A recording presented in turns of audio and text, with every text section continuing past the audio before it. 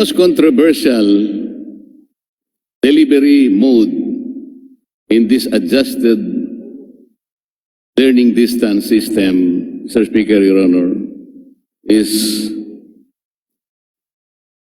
the self-learning modules or SLMs. Tama po. Well, Mr. Speaker, that's according to the interpolator's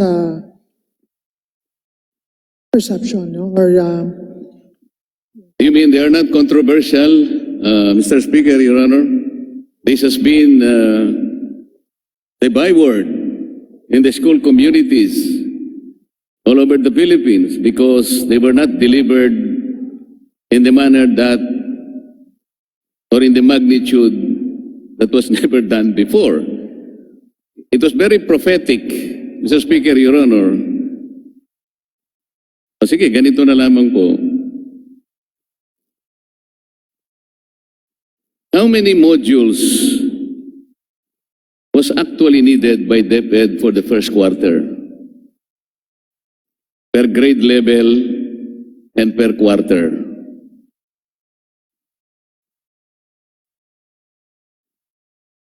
I will accept an answer. I do not know, sir. I do not know, Your Honor, if that is the case. Para madali lang po tayo. Ayoko po nang magtagal tayo rito. I committed myself to a very, very short interpellation.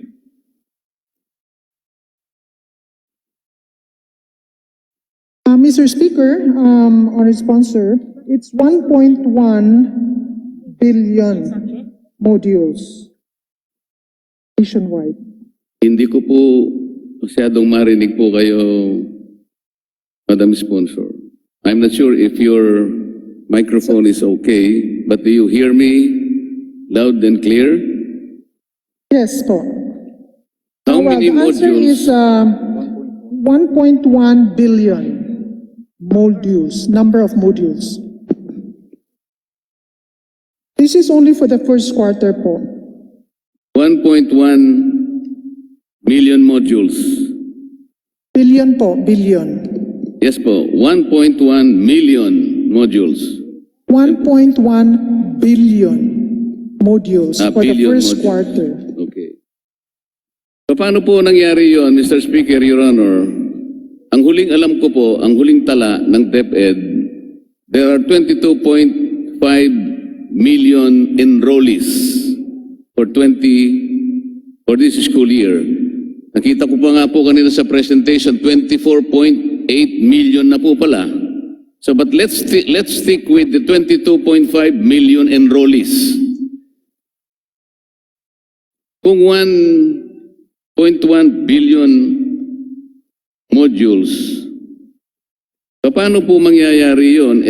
Ilan po ba yung, hindi po ba meron tayong 5,689 competencies na kinompress ninyo? Tama po, Mr. Speaker. Okay. Tulungan ko po tayo, magkwentahan tayo ng tama. 5,689 competencies, i-divide na lang natin sa 4 because there are 4 quarters. Ang ibig sabihin po nito, you will need at least 1,200 to 1,300 modules. Simpleng arithmetic lamang po ito. Mr. Speaker, hindi lang naman modules kasi there's several competencies that we have to consider in one module. So like for example, ang computation natin, paano natin nakuha yung 1.1 billion modules is the number of students times 8 subjects times 8 weeks po. 8 weeks per quarter. Hindi po para madali tayo, hindi ko po kasi pwedeng tanggapin kaagad na sinabi niyo 1.1 billion. Let us test kung talagang yun lang po ang kakailangan ninyo. Sapagkat ipinangako ninyo na bawasan yung competencies from 14,000 competencies, kinompress po ninyo yon or you streamline it to only 5,689. Ito po yung tinatawag ninyong most essential learning competencies. Kaya po pag i-divide natin sa 4 yan, hindi naman po pwedeng hindi natin aralin yan. Kinompress na nga ninyo You reduce at least 40% of the total previous competencies. Ginawa na nga ninyong 40% lang eh. So sa inyong mga sasalita po sa TV, sa radio, ilang beses po, maski sa pagharap nyo sa Senado, sinabi nga po ninyo, 1,300 ang average po ng mga modules na kailangan ninyo. Magsimula po tayo doon sa sinasabi ninyo sa TV, maski po sa nakarang hearing natin sa Senate, sinabi ninyo, 1,300 is the average modules sa quarter na ito. Ngayon, tatalikuran nyo po ba yun o pananagutan nyo na ngayon? Kasi po, ang susunod kong tanong, sa 1,300 modules for the first quarter, i-divide lang po natin yan sa 13. Bakit po 13? There are 13 levels, grade levels, K to 12. Ano pong ang mangyayari yan? 1,300 modules divided by 13. Lalabas po dyan about 100 modules per grade level per learner. Hindi po ba ganun lang kasimple, Mr. Speaker, Your Honor? Pagkatapos po, kung may 8 subjects, kasi 8 po yung subjects at least, that will be 100 divided by 8. Magkakaroon po tayo ng 12 modules per subject. Is that correct?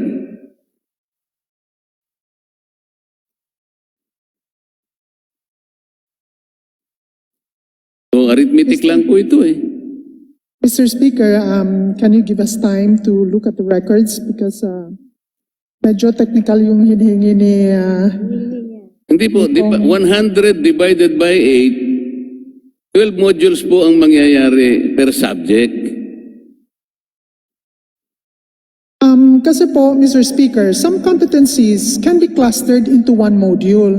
Kaya hindi talaga yung sinasabi natin na 1:1. Kaya they're looking at the records kasi nga iba-iba yung module per subject. Mawawala po tayo kapag gano'n po yung argumento. Tinutulungan ko na lang po kayo para kwentahin natin eh.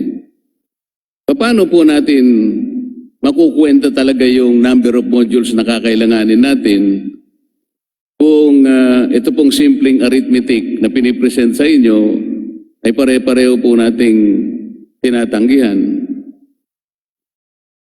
Mr. Speaker, from the assumptions or parameter used in making the modules per level, depende siya sa level from kinder to grade 12. So like for example, yung kinder, ang kailangan niya na module per learner is only 66. Yung grade 1 naman, naging 300. Tapos pagbaba hanggang 11, yung grade 11, example, maging 546 modules. So iba-ibang level, iba-ibang modules, number of modules din. So that's how sige they po, compute it. para madali na lang po, ilang modules po ba ang kakailanganin ng isang learner sa Mr. Speaker, first it's by grade level po. average po? Kasi meron tayong K to 12. I-average lang po natin kasi gusto ko pong madaliin lang ang kwenta. Pag in-average po natin from K to 12, lalabas po anong average na number na modules per enrollee. Hindi natin masasabi average. Can I just quickly read the modules per level? 30. No. Like for example, Mr. Speaker, sa kinder, 66, grade 1, 300, grade 2, 293, grade 3, 357, grade 4, 461, grade 5, 430, grade 6, 359, grade 7, 532, grade 8, 550, grade 9, 377, grade 10, 390, grade 11, 546, and grade 12, 41. So yun po yung combination, a number of modules per learner. Bakit per level. Bakit po nagkakahirap tayo na sabihin natin, kunin natin yung average lang para makuwenta lang po talaga natin kung ilan talaga ang modules na dapat i-produce ng DepEd. Ang average po kasi from kinder to 12, ang inihingi ko lang. Kasi po, 8 po yung subjects, tama po. 8 po yung subjects ng isang bata. I-average po ninyo, ilang modules po ngayon per subject. Kaya para makita po natin ang average, kumuha tayo ng average ng kinder hanggang sa 12 para mapalitaw natin mas o menos ilan bang kailangan ng module ng isang mag-aaral. Kasi bigla nyo kami binigyan ng 1.1 billion. Anong basis nito? Ibig bang sabihin nito, mga titles lang ito? There are 8 subjects. Ilang modules?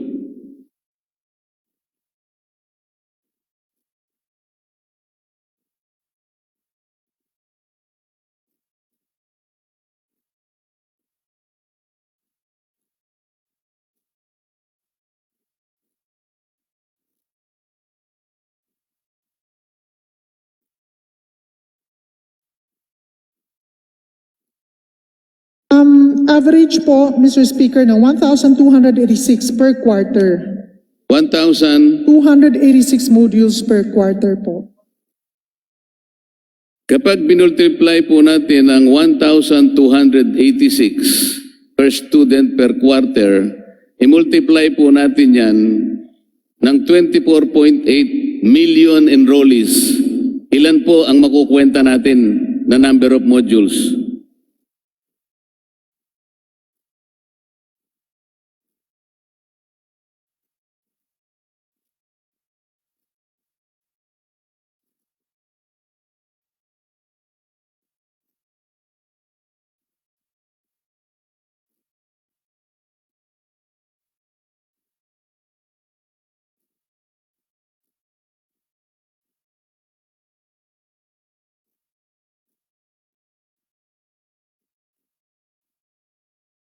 Mr. Speaker, yung sinasabi natin, because of the competencies, no, tsaka iba-iba yung grade level, sa totoo lang, in all honesty, hindi talaga yun, that's not how the department, we cannot really average it to that.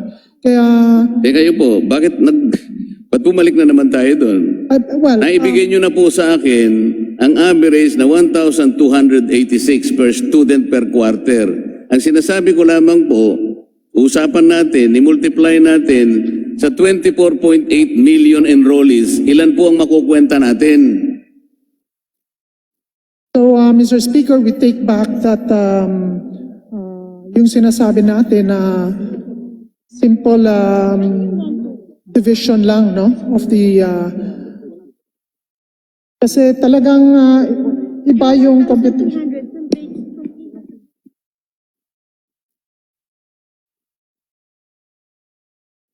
Sorry. It's average from kinder to grade 12, yung 1,286 modules. So, yun po yung hindi each student, hindi per student. Ano po? Nakakatuwa naman po yung sagot ninyo. Kanina po, sinabi nyo sa akin, ang average per student, 1,280. 24.8 million po. Ilan ba talaga? Kaya nga, nagkakaganito po tayo. Magmula po sa budget briefing, wala na pong makasagot sa atin. Ilan ba talagang kailangan nyo? Ilan ba ipuproduce ng central? Ilan ba ipuproduce ng region at division? At saka mga eskwela? Nagkakagulo po kayo. So, sa binigay po nyo sa akin datos, 31 billion po ang kakailanganin na. Pagkatapos bibigyan nyo kami ng 1.14 billion. Mali po kayo rito. Ano po ba talagang totoo? Kaya kanina po, Mr. Speaker, sinabi ko na, maaari akong magtagal, maaari akong konti lang. Depende po sa honesty ng sagot nyo eh. Simple arithmetic po ang pinag-uusapan natin. Mr. Speaker, may I request for a minute suspension to get the record straight? Session suspended. Mr. Speaker, Session resumed. yes, PS Marcoleta, ito na yung galing sa aktuaryan. So, may I explain? Once again, there are 8 modules times 8 subjects. That's equivalent to 8 times 8, 64 modules per quarter. Times 4 quarters, so ang average niyan is 256 modules per learner per year, no? On the average. So 256 modules per average times 22.5 learners, 22.5 million learners. So that's 5,760,000,000 per year modules that they have to produce. And per quarter, if you divide that by 4, that means to say they need to produce 1,440,000,000 as an average. Pero yung sa ngayon, ang nasa nila, computation is they're only averaging 1.1 billion per quarter. Nakalilito po ang sagot ninyo. Yes, bibigyan na lang kita ng DS, so you can continue asking your next question. Kasi syempre, pareho tayo. Baka Di po. mahina tayo sa math. Ganito po kasi, isang competency, isang module, hindi po ba? Not necessarily, kasi yung sinasabi What do you mean not necessarily? Some competencies can be clustered. One competency is one module. Ideal yan, pero may mga competencies that can be clustered in one module po. Mr. Speaker, Your Honor, may I repeat? From 14,000 competencies, kinompress na po natin yan. Inalis po nila in 60%, naging 40% na lang, kaya naging 5,689. Kailangan po lahat ng 5,689 competencies na yan, aralin po ng kung hindi, wala nang matututunan ng bata. Kinompress na nga natin, these are the most essential competencies.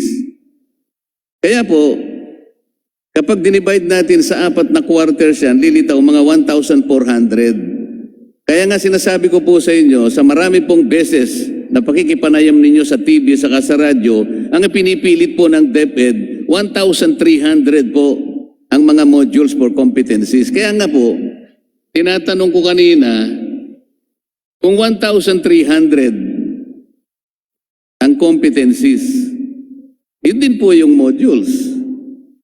Kaya nakakapagtaka kung paano kayo kukwenta ng 1.1 billion lamang. Malabo po ang kwenta ninyo. Kaya po pala hanggang ngayon hindi natin malaman kung ano talagang kailangan ninyo at kung paano nyo ipoproduce. At ang nangyari pa nga po, Mr. Speaker, Your Honor, ang mga teachers po ang ginamit para mag-produce ng module. O sige,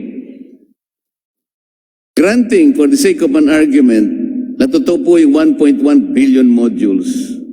Hindi po ba totoo ang gumawa ay kanya-kanyang modules, mga division, mga teachers? Gumamit po sila ng photocopying machine, ng risograph, kinulate po ng teachers, in-staple, pagkatapos, pinamigay, pinamahagi sa mga bata. Ito po ba'y gawain ng guro, Mr. Speaker, Your Honor? Di po ba kawawang-kawawa ang mga guro sa ginawa ninyong ito? Mr. Speaker, the modules are being prepared and developed by the master teachers and the supervisors. So yung mga teachers naman, nag-a-assist lang sila. Hindi ko po talaga marinig yung sagot ninyo. Pasensya na po, hindi po malinaw. Yes, Mr. Speaker, yung mga modules po are designed and prepared and developed by the master teachers and supervisors. Tapos yung mga teachers, they're just assisting, no, in the production po. Hindi po ganoon ang nangyari. Yun nga po sinasabi ko sa inyo, dapat magpakatapat na lang ang DepEd. Sapagkat ako po, monthly, kuminsan weekly na po nang nangyari, tinitingnan ko po yung constituents sa Central Luzon. Halos lahat po ng mga teachers, iisa po ang kanilang iniiyak. Hirap na hirap sila, nangalap sila ng papel, at kami po tumulong na rin, pati LGUs, nagsibili na rin ng photocopying machine. Sila na po ang gumawa. At bakit po pinipilit nila na akala mo merong plano, akala mo organize ang pagkakagawa? Pwede ko bang ipakita sa inyo mga modules?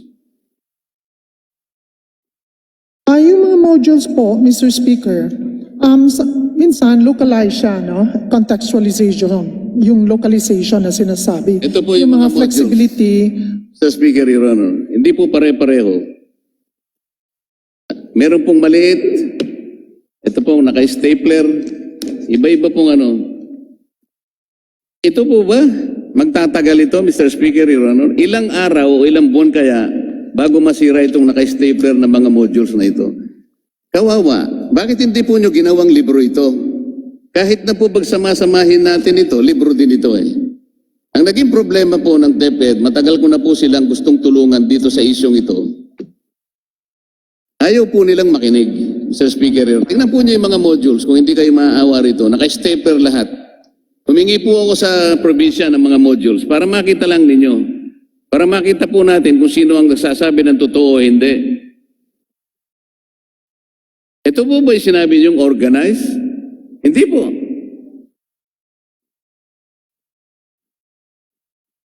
Kaya po kanina kinukwenta ko sana, Mr. Speaker, Your Honor, para maipakita ko sa inyo kung gaano, kung ilang pages ang kakailanganin. Kakailanganin po natin siguro basakin ng maraming mga punong kahoy para maiproduce ninyo ito. Halimbawa po, yung isang quarter lang, kung 3,000 pages per learner po, dahil kinuwenta ko na po ito eh.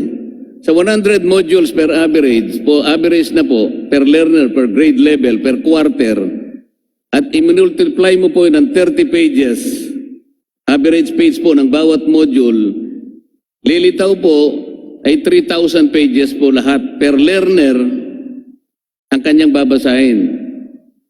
Kaya kapag ka po yung 3,000 pages na yon ay minultiply mo again sa 22.5 million, ang makukuha po nyo dyan ay 67.5 billion pages. Saan po ninyo kukunan na punong kahoy yun? Ganun po kabigat itong pangyayaring ito.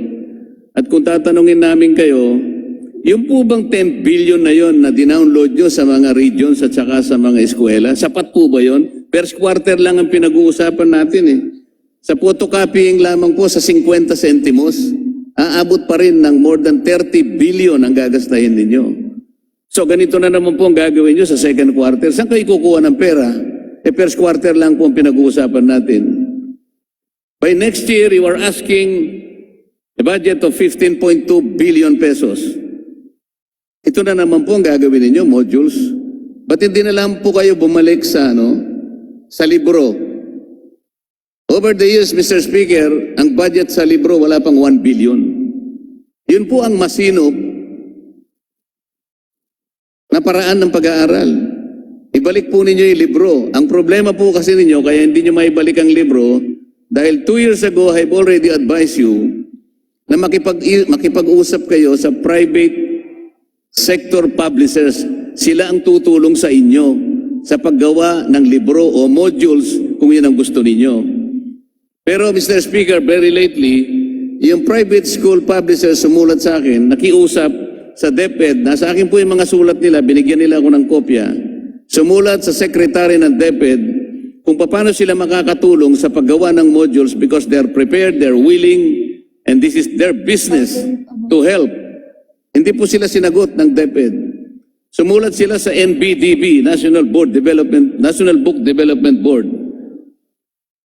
Tinangkarin nilang makipag-usap, paano ba ang gusto ninyo, ibigay nyo kami ng guideline, paano kami makakatulong sa inyo.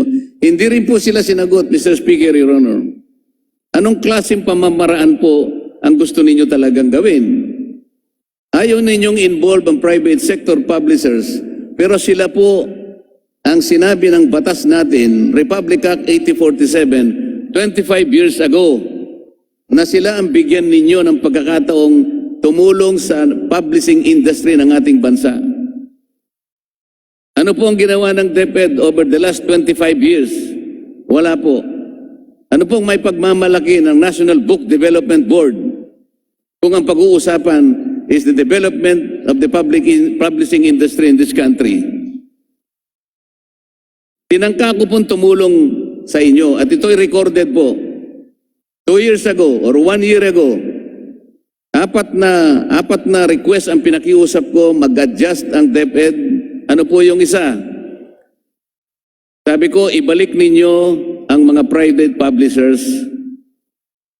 Katulungin ninyo sila because sangayon sa batas, sila dapat ang magpundar ng mga kakailanganing libro at mga learning materials. Hindi po sila nakinig kahit na meron ng batas na gano'n, Mr. Speaker. Ang sabi po nila, nangako sila ng National Book Development Board, ibalik na sa opisina ng Presidente sapagkat yun po ang nasa batas. 1 year ago, nangako po sa akin, 2 USEC ang kausap ko. Nagagawa sila kaagad ng paraan na maibalik ang National Book Development Board. Nagsumpa po kami about 2 months ago or 3 months ago. Napagalaman ko po, ni isang sulat wala silang nagawa para i-communicate ito sa Office of the President. Sabi ko pa po sa kanila, yung Volume 5 na ginamit nila na procurement modality, sabi ko, wala sa batas yan. Reviewin ninyo. Nangako po sila na gagawin yun, wala rin din po silang ginawa. Nangako rin po sila na tingnan at imbestigahan yung isa sa amin na sumulat sa DepEd na nagpagawa ng libro ng walang bidding, pero wala rin po silang ginawa. Sir Speaker, Your Honor, ang kinatawang ito ay hindi laban sa DepEd. Matagal ko na pong sinabi na kung siguro walang public education sa aming lugar, baka hindi po ako nakapag-aral. Gusto ko po silang tulungan, Mr. Speaker, Your Honor. Pero napakahirap ng isang tao o isang ahensya na gusto mo na nga tulungan, ayaw naman niyang magpatulong. O sinasabi niya, sige po, ayaw naman niyang kumibo, ayaw naman niyang makipag-cooperate. Ito po ang problema, Mr. Speaker. Bakit po natin lulustayin ang pera sa module? Ito po, sa tingin ko, yung 1 month po, bata ito, walang kasama, walang teacher. Palagay po ba ninyo, babasahin niyo itong napakaraming modules na ito? Sa tingin ko, 12,000 pages ang babasahin niya. Wala siyang kasama, wala siyang teacher. Gusto kayang basahin ng bata yon, Mr. Speaker, Your Honor? Ito po yung concern. These are the grave concerns. Ngayon, hihingi po kayo ng 15.2 billion next year. Gagamitin pa po ba natin to sa modules? Gusto ko po sana, bago ako matapos, ito na lang ang, ewan ko po kung talagang seryoso po ang DepEd.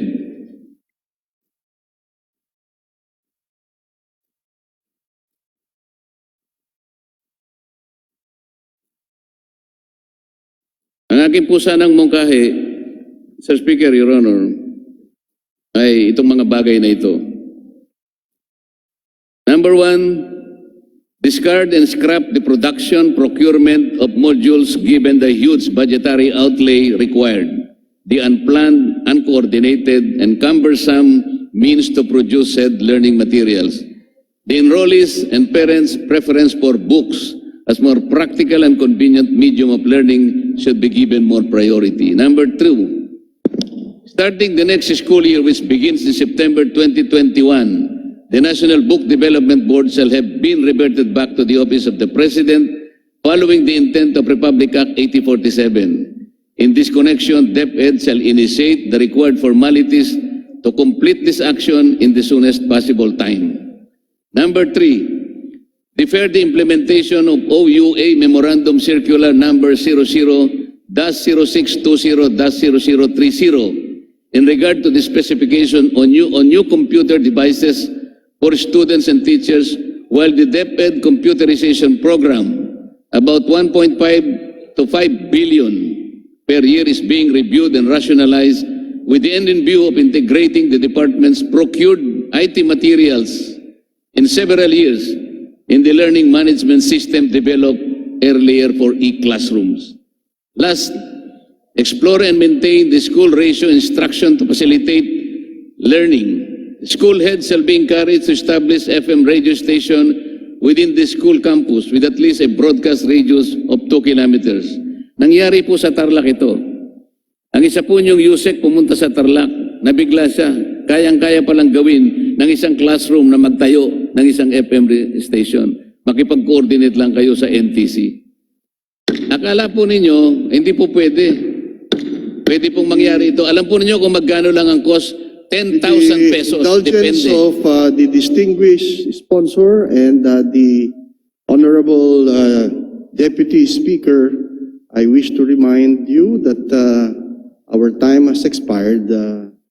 Yes, However, Mr. Speaker. However, the chair would like to give the distinguished Deputy Speaker the chance to wind up. Please proceed. Thank you, Mr. Speaker. So in winding up, I'd like to ask the DepEd kung ito pong mga suggestions kung ito nagatanggapin ninyo formally, lalong-lalo na po yung, alam po nyo yung registration, napaka-importante. Alam po nyo kung magkano ang ginastos lang nila? Sa Tarlac, 3 po ang nagawa nila, 10,000 pesos.